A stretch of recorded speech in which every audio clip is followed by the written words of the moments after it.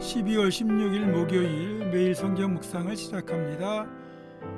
오늘 우리에게 주시는 하나님의 말씀은 요엘서 1장 1절에서 12절 말씀입니다. 요엘서 1장 1절에서 12절 말씀을 제가 봉독합니다. 부두엘의 아들 요엘에게 임한 여호와의 말씀이라. 늙은 자들아 너희는 이것을 들을지어다. 땅의 모든 주민들아 너희는 귀를 기울일지어다. 너희의 날에나 너희 조상들의 날에 이런 일이 있었느냐? 너희는 이 일을 너희 자녀에게 말하고 너희 자녀는 자기 자녀에게 말하고 그 자녀는 후세에 말할 것이니라. 팥종이가 남긴 것을 메뚜기가 먹고 메뚜기가 남긴 것을 느치가 먹고 느치가 남긴 것을 황충이 먹었도다. 취하는 자들아 너희는 깨어 울지어다. 포도주를 마시는 자들아 너희는 울지어다. 이는 단 포도주가 너희 입에서 끊어졌음이니 다른 한 민족이 내 땅에 올라왔음이로다.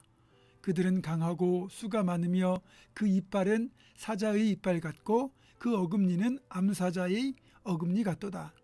그들이 내 포도나무를 멸하며 내 무화과 나무를 긁어 말갛게 벗겨서 버리니 그 모든 가지가 하얗게 되었도다. 너희는 처녀가 어렸을 때에 약혼한 남자로 말미암아 굵은 배로 동이고 애곡함 같이 할지어다. 소재와 전제가 여호와의 성전에서 끊어졌고 여호와께 수종드는 제사장은 슬퍼하도다. 밭이 황무하고 토지가 마르니 곡식이 떨어지며 새 포도주가 말랐고 기름이 다하였도다. 농부들아 너희는 부끄러워할지어다. 포도원을 가꾸는 자들아 곡할지어다. 이는 밀과 보리 때문이라 밭의 소산이 다 없어졌음이로다. 포도나무가 시들었고 무화과 나무가 말랐으며 석류나무와 대추나무와 사과나무와 밭의 모든 나무가 다 시들었으니 이러므로 사람의 즐거움이 말랐도다. 아멘. 오늘부터는 요엘서를 4일간에 걸쳐서 묵상하게 됩니다. 요엘 선지자가 활동하던 시대는 주전 400년경, 그러니까 이스라엘과 유다가 멸망한 뒤 포로로 끌려갔다가 다시 돌아와서 두 번째로 성전을 지었을 때로 추정이 됩니다. 요엘서의 저자인 요엘 선지자가 어떤 사람이었는지에 대한 구체적인 정보는 거의 나타나 있지 않고요. 다만 오늘 본문에서 보면 그의 아버지가 부두엘이라는 것, 그리고 그의 이름이 요엘, 즉 여호와는 하나님이시다라는 뜻이라는 것밖에 알 수 없습니다. 요엘은 엘리야를 거꾸로 한 거예요. 엘리야는 하나님이 여호와시다라는 뜻인데 요엘은 여호와는 하나님이시다 이런 뜻이죠. 이제 요엘서의 전체적인 주제를 보면 심판과 회개와 그 이후에 주시는 성령님의 임재의 은혜입니다. 이제 요엘서 전체를 관통하는 이제 주제고요. 먼저 오늘 1장에서 보면 요엘 선지자는 하나님 앞에 범죄하고도 돌이키지 않는 이스라엘 백성들에게 마지막 심판의 날이 다가올 때 얼마나 흉악하고 두려운 모습으로 재앙이 임할 것인가를 1장 2절부터 묘사하고 있습니다. 하나님이 이스라엘을 심판하시는 방법은 바로 메뚜기 재앙입니다. 여러분, 메뚜기 그러면 무슨 생각이 나십니까? 나이가 많은 분들의 경우에는 농촌에 살 때 볏잎을 갉아먹던 메뚜기에 대한 추억이 있을 겁니다. 그래서 메뚜기 그러면 우리는 어렵던 시절에 잡아서 먹었던 간식거리를 떠올리죠. 하지만 일부 지역에서는 메뚜기는 엄청난 재앙의 상징입니다. 가끔씩 들려오는 외국의 어떤 기사들을 보면 아프리카나 이 중동 지역에서 종종 메뚜기 떼의 습격이 일어났다는 기사를 볼 수 있습니다. 이 메뚜기 떼의 규모가 어느 정도냐? 보통은 수천만 마리에서 많게는 수억 마리까지 정말 엄청난 규모의 메뚜기 떼가 이제 나타나는데 그 바람에 퇴치의 어려움을 겪고 있다는 그런 이제 보도가 종종 나와요.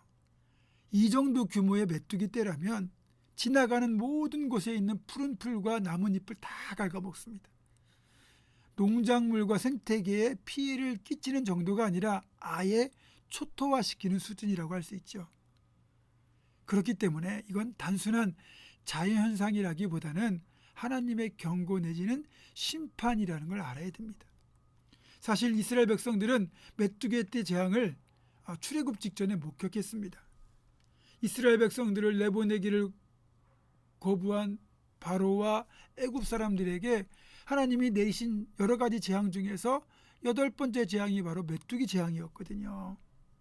하나님의 명령을 거역한 바로와 애굽 사람들이 메뚜기 재앙을 겪었다는 사실을 잊지 않는다면 요엘을 통해서 말씀하는 이 메뚜기 재앙이 어떤 의미를 지니고 있는지도 정말 깨달아서 정신 바짝 차려야 한다는 거죠.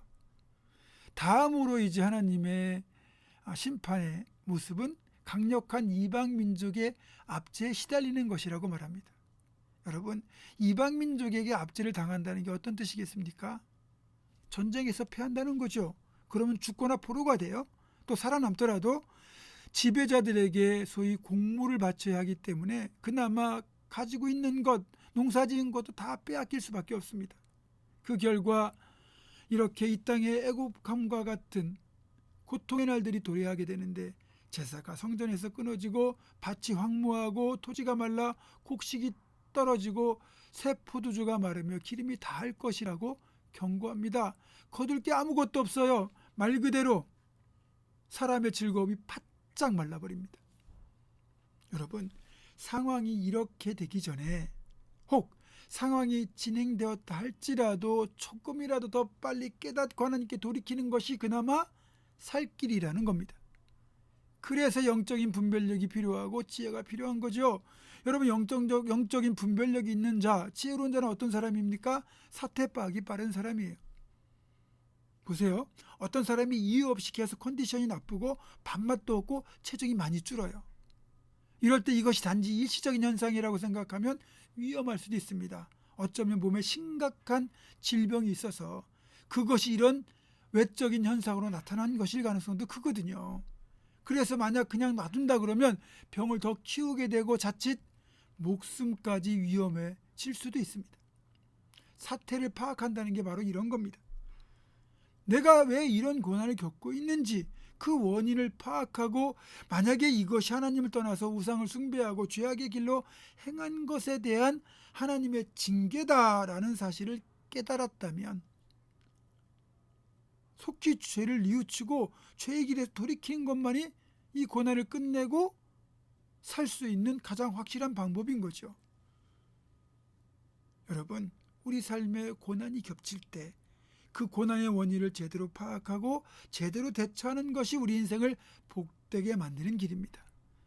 지혜로운 안목, 분별력을 가지고 하나님 앞 바로 서서 복된 삶을 살아가시는 우리 모두가 되기를 주님의 이름으로 축원합니다. 기도하겠습니다. 하나님, 이유 없는 고난이 없고 이유 없는 징계가 없습니다. 고난과 징계 속에서 왜 이런 일이 나에게 벌어졌는지를 다시 한번 잘 점검하여 이것이 만약 나의 죄악 때문이라는 것을 알게 된다면, 그래서 속히 죄의 길에서 돌이켜 하나님 앞에 서게 하시고, 이런 지혜로운 안목, 분별력을 가지고 고난의 삶을 이기고 하나님 앞에 바로 서는 복된 삶을 살아갈 수 있는 우리 모두가 되게 하여 주시옵소서.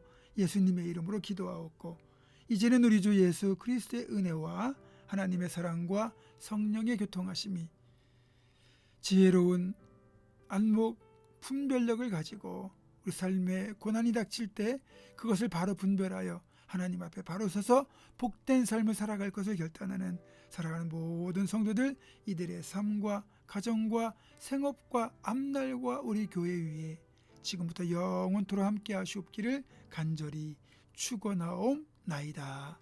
아멘.